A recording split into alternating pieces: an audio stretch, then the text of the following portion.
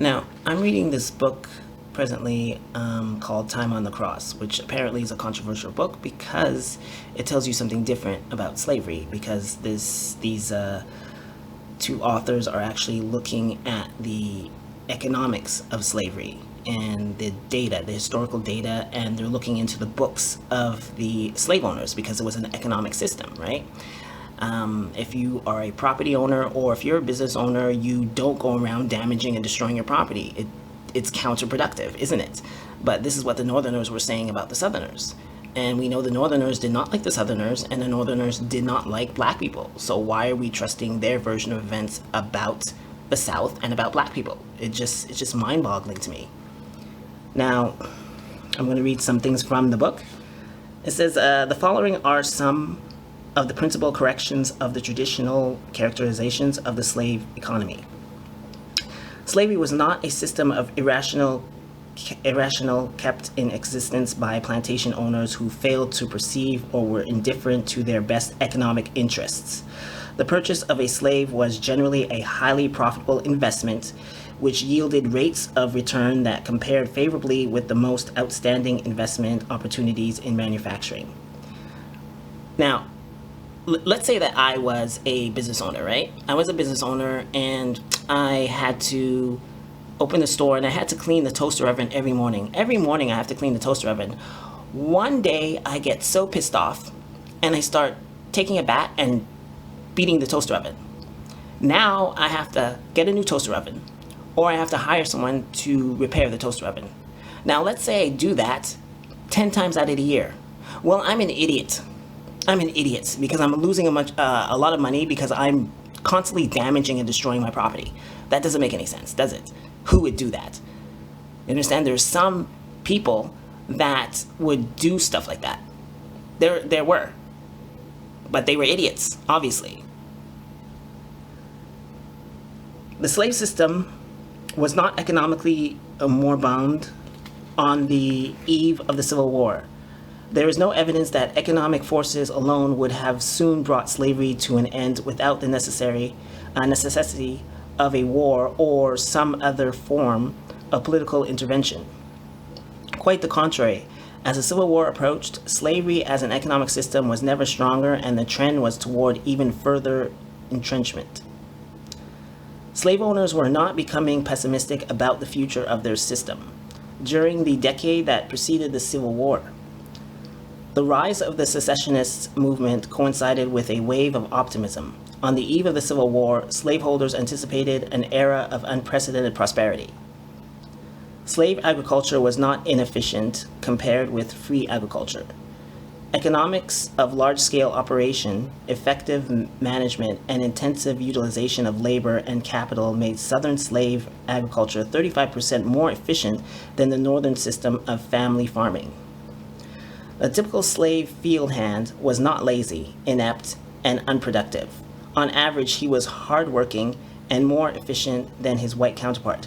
And just to note that in the North, it was a free system, right? Because in the South, you have to realize that there was slavery and the free system. So when black people or Caucasians, because there were Caucasians that were under slavery, when they got out of slavery, they were civilized individuals and they would definitely have a job, right?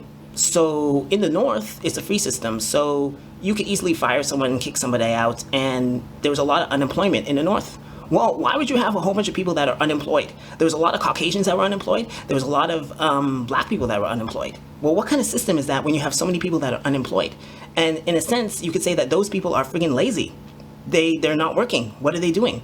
But in the South, it wasn't like that. You had to work unless you ran away in the woods and the mountains and you were hiding away from the system. Otherwise, you were pretty much working. You were being a productive member of society. But in the North, rampant unemployment. Like, what the hell is that? And poverty. What the hell is that? Right? The course of slavery in the cities does not prove that slavery was incompatible with an industrial system or that slaves were unable to cope with industrial regime. Slaves employed in industry compared favorably with free workers in diligence and efficiency. Far from declining, the demand for slaves was actually increasing more rapidly in urban areas than in the countryside. Yeah, whatever black people were doing, whatever Caucasians were doing in the north, black people were doing in the south. And they were being productive, and they were kept out of trouble. In the north, there was a lot of trouble. People were, obviously, they didn't have work. Some people didn't have work. And what were they doing? They were robbing and stealing from other people. They were joining gangs and causing problems for other people. Like, what kind of society is that? And what kind of society do you want where, you have people who could be as ignorant and racist and misogynistic and homophobic as they want to be? You understand? In the free system, causing a whole bunch of problems, getting into juries, getting into positions of power, voting. Why would you want people like that? In the South, no, you were taught to be disciplined and civilized. So when you get out of slavery, you don't act that way. So if you had racist, bigoted people under slavery, most likely they won't be racist, bigoted once they get out of slavery. Now, the belief that slave breeding, sexual exploitation, and promiscuity destroyed the black family is a myth. The family was the basic unit of social organization under slavery. It was to the economic interest of planters to encourage the stability of slave families, and most of them did so. Most slaves' sales were either of whole families or of individuals who were at an age when it would have been normal for them to have left the family. It's interesting. I was watching Queen and this movie called Queen. And this woman, this slave woman, she was saying, she was upset with the slave masters because they sold my mammy and stuff like that. And then the guy said, no, your mammy wanted to be sold. Like, she wanted to go to another plantation, and they allowed her. It's like, no, if you want to go to another plantation, you put in a request, and yeah, you could go to another plantation, because you have to remember they were having relations with other people in other plantations. So it's like, well, my husband's in the other plantation. Can I go to that other plantation? Okay, we'll see. And then some of them are granted the request. But, people distort history and make it seem that it was the worst thing ever. Like, there were problems. I'm not saying that there weren't problems. No system is perfect. But they're exaggerating about slavery. It just gets on my nerves. The material, not psychological, conditions of the lives of slaves compared favorably with those of free industrial workers. This is not to say that they were good by modern standards. It merely emphasizes the hard lot of all workers, free or slave, during the first half of the 19th century. Slaves were exploited in the sense that part of the income which they produced was expropriated by their owners. However, the rate of expropriation was much lower than has generally been presumed. Over the course of his lifetime, the typical slave field hand received about 90% of the income he produced. So 10% went to the slave owner, 90% went to the slave. Far from stagnating, the economy of the antebellum South grew quite rapidly. Between 1840 and 1860, per capita income increased more rapidly in the South than the rest of the nation.